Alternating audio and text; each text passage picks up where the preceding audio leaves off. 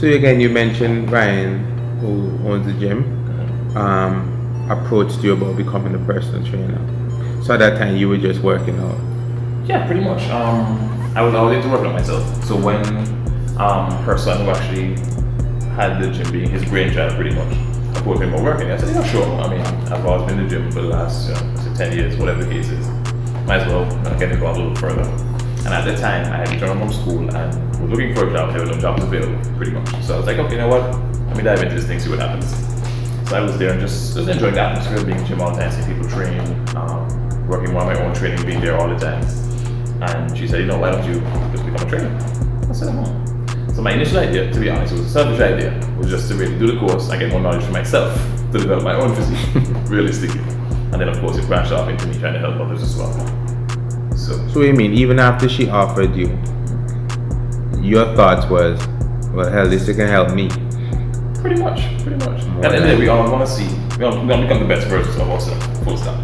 That's what makes everybody, I think, the happiest, at least in my opinion. You want to be the best version of yourself, whether you're a carpenter, whatever the case is. You want to be the best that you can be at your chosen craft or hobby, whatever the case is. So it was kind of more along the lines of, let me do these studies, let me see how a professional approaches certain situations in terms of building muscle, whether it's losing fat, just getting strength, becoming fit, whatever the case is, and apply it to myself and my own goals. And of course, along the way I help others also, but having more knowledge of myself is all beneficial to me. So I guess it was honestly a selfish reason, but it turned out to work out in both favors. I mean, it just kind of sounds like, bodybuilding, the cliche saying, bodybuilding chose you, or the fitness industry, because I'm not hearing a lot of, a lot of time we decide, all right, what can I do? And we choose this, and then we work hard to try and get into it, to learn more about it, to be able to work in the industry, etc. Whereas, as it just sounds as if it just kind of happened, you picked up a dumbbell one day and the rest is history. Everything just more or less pretty much fell into place. But let me say, for my competitive bodybuilding start, I have to give all the credit to Kimberly, my wife. I was getting to that. I'm so sorry, sir. So sorry. Sir. I just want to say I know that. That's always been my theory. I was going to bring that out when I interviewed Kimberly. But fine, since you're already admitting it, because I do remember saying to you, I asked, how come you never competed, right? Being a novice, again, you're big. You are huge. Why aren't you? How come you never competed? You're training others. You seem to know what you're doing. You read book and that kind of something. How come you never did it?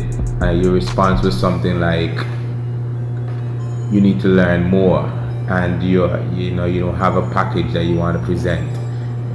That was one of my biggest fears. I mean, like I mentioned this a while ago. You want to be the best version of yourself. For me, I guess I'm probably a good story in terms of everything happens when it's supposed to happen, when it happens in its own time. Saying so mainly because I think it was in 2016. Well, let me back a little bit. Kim and I pretty much started dating late 2011, 2012. And of course, she started competing in 2011. So kind of being around her, seeing her journey, kind of, watching the sport a bit more. Went to my first actual bodybuilding competition in 2011 nationals here in NTU. And just seeing how things go, seeing how the audience reacts to the athletes and stuff like that, seeing what the physique can look like and its condition and that kind of stuff is intriguing. So you kind of wonder, how could I do with that? Anyway, at that point, I still didn't want to compete at all. The posing trunks was not my thing, wasn't the plan at all. Why not, Mr. Percival? Strong and posing trunks. To put it in perspective, it's pretty much one of the most intimidating things you can think of. You're pretty much on a stage in front of a crowd of thousands of persons possibly, and persons literally judging you on your physique. Sounds a little exciting to me, but go on. And it's pretty much the only sport which is completely subjective. Altogether, 100%. There are others. One of few. One of those, but it's one of them sports that's subjective. So it doesn't matter the work you put in, how you think you might look, or how your friends think you might look, or the 50 people in the crowd that really liked you. all You have depends 4 on people what the in front of judges you say. that's going to decide. Yeah, judges made the call, that's that. But got a little sidetracked. In 2016, I traveled with the Antigua national team to, I think we went to Santo Domingo for a CSC competition. And I saw classic bodybuilding for the first time.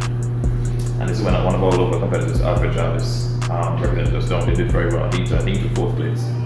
In classic bodybuilding? Classic bodybuilding, correct. In Antigua, he competed in open bodybuilding, Yes. but he was in. They hadn't been introduced in Antigua until 2017. Okay. I think it was actually introduced internationally the year prior, 2015, maybe 2014, I could be wrong. So for those that might not know, can you explain the difference between open bodybuilding and classic bodybuilding? So pretty much since the beginning of time with bodybuilding, there's usually had been one male category, one female category. It was men's bodybuilding, women's bodybuilding. I think they introduced women's fitness. I think that's why the second one that came about.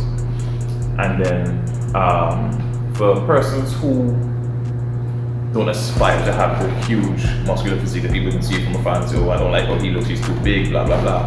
They introduced a few more categories.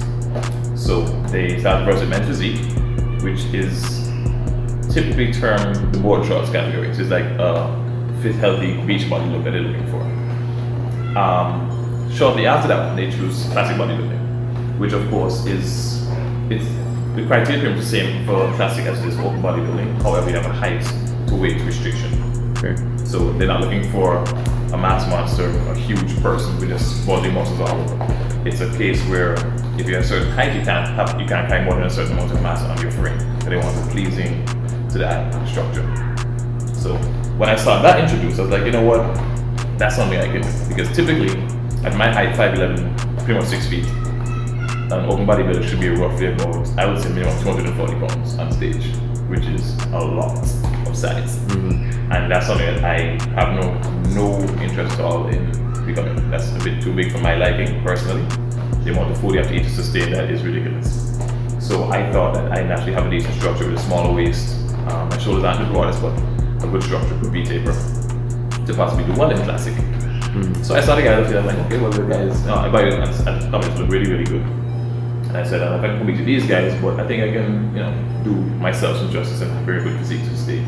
So I thought about it at that point, it's 2016. So 2017 rolled around, I was like, you know what?